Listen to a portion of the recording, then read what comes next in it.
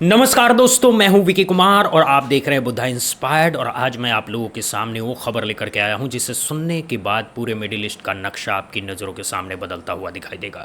सोचिए ज़रा, दुनिया की सबसे बड़ी शक्ति अमेरिका, जो अपनी सैन्य ताकत के दम पर पूरी दुनिया को अपनी उंगली पर नचाने का दावा करती है, जिसकी नेवी के जहाज़ हर समंदर में तैनात रहते हैं, जिसके एयरबेस दुनिया के हर कोने में मौजूद है, वही अमेरिका आज ईरान के सामने ऐसा फंस गया है कि उसे अपनी पलटियां भी नहीं मिल रही है।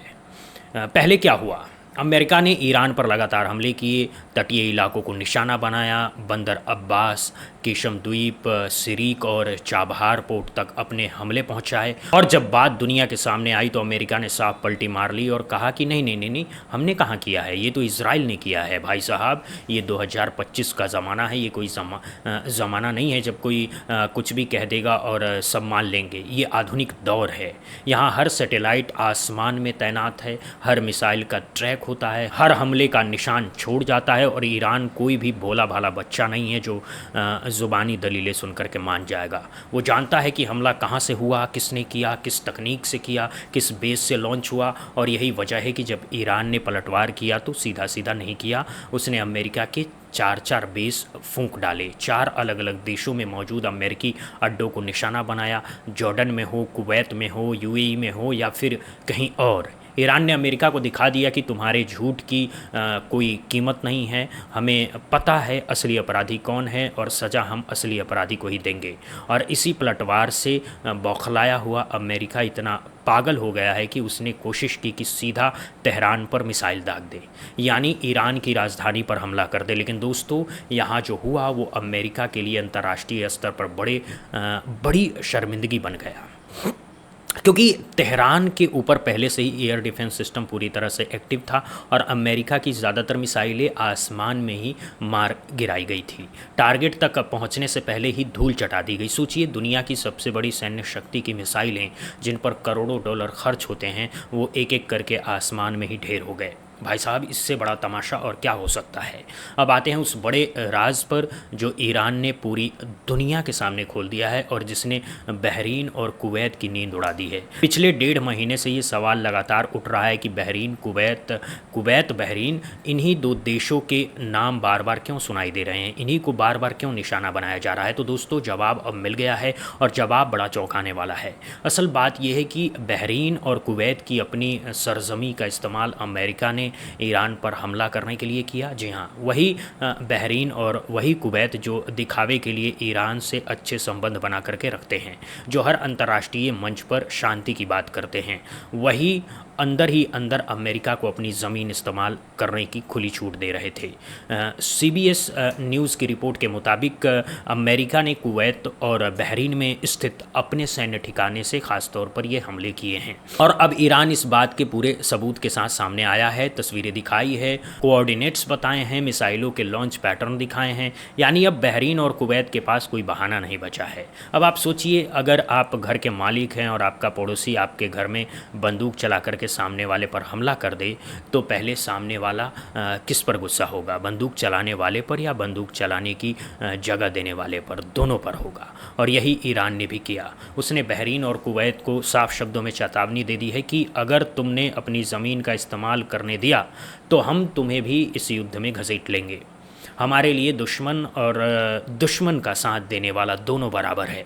और यही वजह है कि इस समय बहरीन और कुवैत के हुक्मरानों की हालात ख़राब है। वो पछता रहे होंगे कि अमेरिका के चक्कर में कहाँ फंस गया। अब बात करते हैं ईरान के जवाबी हमले की, जिसने अमेरिका को एक बार फिर से ये याद दिला दिया है कि ईरान कोई कमज़ोर देश नहीं है। ये कोई इराक या लीबिया नहीं है जिसे तुम आसानी से कुचल दोगे। ईरान ने जॉर्डन के मुवक्कर साल्टी एयरबेस पर एक साथ 10 बैलिस्टिक मिसाइलें दाग दी।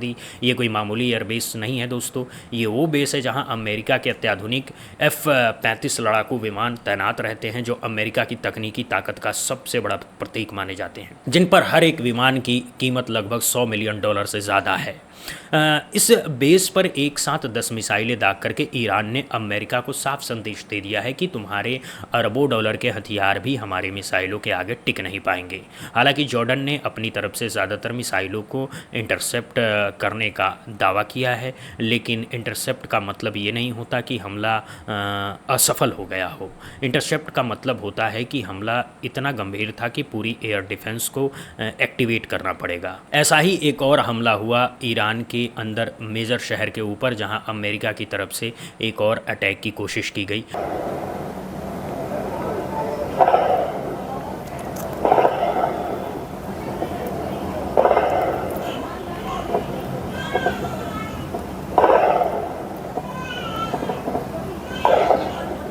लेकिन ईरान के IRGC यानी कि इस्लामिक रिवॉल्यूशनरी गार्ड कोर की एयर डिफेंस सिस्टम ने उस सभी हमलों को नाकाम कर दिया। एक भी मिसाइल ऐसी नहीं थी जो अपने टारगेट तक पहुंच पाई हो। ईरान की इस तैयारी को समझने के लिए आपको एक और चीज़ बतानी होगी जो शायद आम मीडिया में नहीं दिखाई जा रही है। ईरान ने ये सारे एयर डिफेंस सिस्टम अचानक चालू नहीं किए हैं। ये सारी तैयारी 2 जुलाई से ही शुरू हो चुकी है, यानी 4 जुलाई के पहले से। ईरान को पहले से आशंका थी कि जब उनके बड़े धार्मिक और राजनीतिक नेताओं का जनाजा निकलेगा, जब लाखों की भीड़ जमा होगी, तब बौखलाए हुए ट्रंप और नेतन्याहू कुछ भी कर सकते हैं, कोई भी हमला कर सकते हैं। इसीलिए 2 जुलाई से ही पूरा एयर डिफेंस सिस्टम एक्टिवेट कर दिया गया था। हर रडार चालू था, हर बैटरी तैयार थी, हर मिसाइल अपनी जगह पर मौजूद थी। और यही वजह है कि इस बार ईरान ने अपने लड़ाकू विमानों को नहीं भेजा, क्योंकि उसे मालूम था कि दुश्मन को अंदर घुसने ही नहीं देना है, आसमान में ही मार गिराना है। इस बार ईरान ने अपने हमलों को सिर्फ तटीय इलाकों तक सीमित नहीं रखा। बंदर अब्बास, केशम द्वीप, सिरीक, चाबहार पोर्ट, ये सब वो जगह हैं जहां से ईरान ने अपनी ताकत दिखाई। लेकिन अमेरिका ने इस बार तेहरान तक अपनी मिसाइलें पहुंचाने की कोशिश की, राजधानी को ही निशाना बनाने की ज़रूरत की, लेकिन तेहरान में भी उसकी सारी मिसाइलें रोक दी गई, एक एक करके धूल चटा दी गई। एक वीडियो सामने आई है दोस्तों, जिसमें साफ दिखाई देता है कि अमेरिका ने एक बड़ी सी मिसाइल ईरान की तरफ लॉन्च की और वो बहरीन और कुवैत की सरजमी से लॉन्च की गई है। रिपोर्ट में साफ लिखा है कि अमेरिका बहरीन और कुवैत से ईरान पर लगातार हमले कर रहा है। अब सोचिए, अगर तेहरान तक मिसाइल पहुंचाने की कोशिश की जा रही है और उसमें बहरीन और कुवैत की भूमिका है, तो आने वाले वक्त में क्या क्या हो सकता है ये अंदाज़ा लगाना मुश्किल नहीं है। ईरान अब बहरीन और कुवैत को भी अपना दुश्मन मानने लगा है, और अगर उसने वहाँ भी हमला बोल दिया तो पूरा खाड़ी क्षेत्र आग की भट्टी बन जाएगा।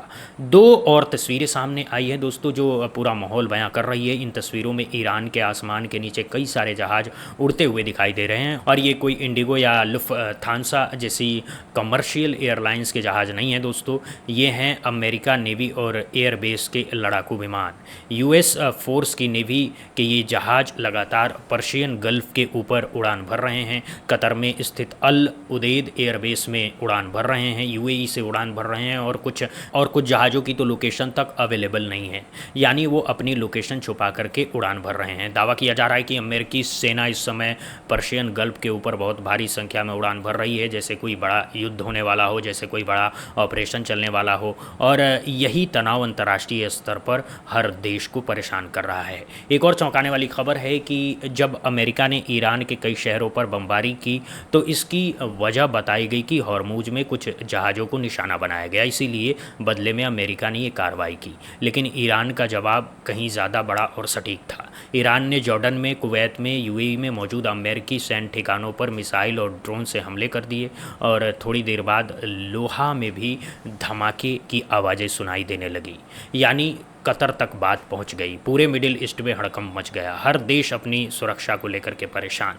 हर जगह इमरजेंसी मीटिंग हो रही है। इन सब के बीच ईरान की संसद के स्पीकर का बयान आया जो पूरे मामले पर ईरान की स्थिति साफ कर देता है। उन्होंने साफ कह दिया है कि ईरान कभी सरेंडर नहीं करेगा, हम कभी घुटने नहीं टेकेंगे। उन्होंने याद दिला दिया है कि जब हमारे टॉप लीडर सुलेमानी साहब का शहादत हुई थी तब भी हमने आपके सामने घुटने नहीं टेके थे, और आज तो बात ही अलग है। उन्होंने ये भी कह दिया कि अगर ये युद्ध पीक पर आ जाता है तो हम अपने ड्रोन्स का प्रोडक्शन 3 गुना यानी कि 300% बढ़ा देंगे। भाई साहब, यही तो असली धमकी है। दुनिया देख रही है कि ईरान ड्रोन कितने ख़तरनाक हैं, कितनी सटीकता से टारगेट को हिट करते हैं, और अगर इनका प्रोडक्शन 3 गुना हो गया तो ईरान का सामना करना अमेरिका के लिए और भी मुश्किल हो जाएगा। और यहाँ एक और बहुत बड़ी बात समझने की है दोस्तों, पिछले 40 दिनों में जो कुछ भी हुआ है उसमें ईरान अकेला नहीं था। ईरान लड़ ज़रूर रहा था अपने दम पर, लेकिन पर्दे के पीछे उसे बड़ी ताकतों का साथ मिल रहा था। एक समय पर चीन ने आगे आकर के ईरान की मदद की थी, अपने कई जासूसी जहाज़ बेच दिए थे। ये पल पल के अपडेट ईरान तक पहुंचा रहे थे, अमेरिकी की हर हरकत पर नज़र रख रहे थे, और यही एक बड़ी वजह थी कि उस समय अमेरिका को नतमस्तक होकर के घुटने टेकने पड़े। अब वही काम रूस ने अपने कंधों पर उठा लिया है। ईरान की बुशहर न्यूक्लियर फैसिलिटी, जहां पहले भी रूस के इंजीनियर्स काम कर रहे थे, वहां रूस ने दोबारा अपने इंजीनियर्स भेज दिए हैं। यानी रूस ने साफ संदेश दे दिया है कि हम ईरान के साथ खड़े हैं, अगर तुम ईरान पर हाथ डालोगे तो हम भी चुप नहीं बैठेंगे। और रूस सिर्फ यहीं तक नहीं रुका, उसने एक तरफ ईरान की मदद शुरू की तो दूसरी तरफ अमेरिका के लाडले यूक्रेन को झकझोर कर रख दिया। रूसी गेरन ड्रोन्स ने कीव क्षेत्र में यूक्रेन के ऑयल डिपो पर हमला कर दिया, धू धू करके तेल के भंडार जल उठे।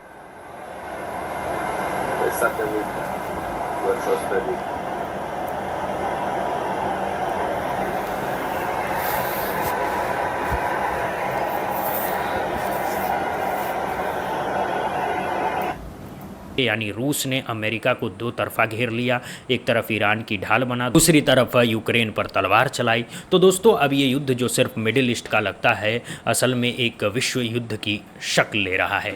पूरी दुनिया दो धड़ों में बंटती जा रही है, एक तरफ अमेरिका और उसके सहयोगी, दूसरी तरफ रूस, चीन, ईरान और उनके साथी। हर देश अपना अपना मंसूबा लेकर के बैठा है, हर देश अपनी अपनी रोटी सेकने में लगा है, और इस पूरे खेल में जो सबसे बड़ा नुकसान होगा वो होगा आम इंसान का। तेल के दाम बढ़ेंगे, महंगाई आसमान छुएगी, वैश्विक अर्थव्यवस्था हिल जाएगी और हर घर के बजट पर इसका सीधा असर पड़ेगा। भारत भी इस पूरे खेल से अछूता नहीं रहेगा। हमारे यहाँ भी पेट्रोल डीजल के दाम बढ़ सकते हैं, गैस के दाम बढ़ सकते हैं और आम आदमी की जेब पर बोझ बढ़ सकता है। इसलिए लड़ाई जितनी दूर लगती है असल में उतनी ही करीब है, हमारे रोज़मर्रा की ज़िंदगी को भी प्रभावित करेगी। लेकिन एक बात जो सबसे महत्वपूर्ण है वो ये है कि ईरान ने पूरी दुनिया को दिखा दिया है कि आधुनिक ज़माने में कोई देश छोटा या बड़ा नहीं होता।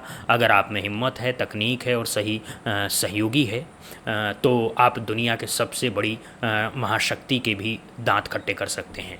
ईरान ने साबित कर दिया कि सिर्फ हथियारों की संख्या से युद्ध नहीं जीता जाता, इसके लिए दिमाग चाहिए, रणनीति चाहिए और सबसे बढ़कर के आत्मविश्वास चाहिए। और अमेरिका ने भी अपनी वो पुरानी छवि खो दी है, जब उसका नाम सुनकर के लोग कांप जाते थे। अब लोग समझ चुके हैं कि अमेरिका भी हार सकता है, अमेरिका भी घुटने टेक सकता है, अमेरिका की भी मिसाइलें आसमान में मार गिराई जा सकती है। तो दोस्तों, इस पूरे मामले पर आपकी क्या राय है? आपको क्या लगता है कि लड़ाई अब तीसरे विश्व युद्ध की तरफ बढ़ रही है?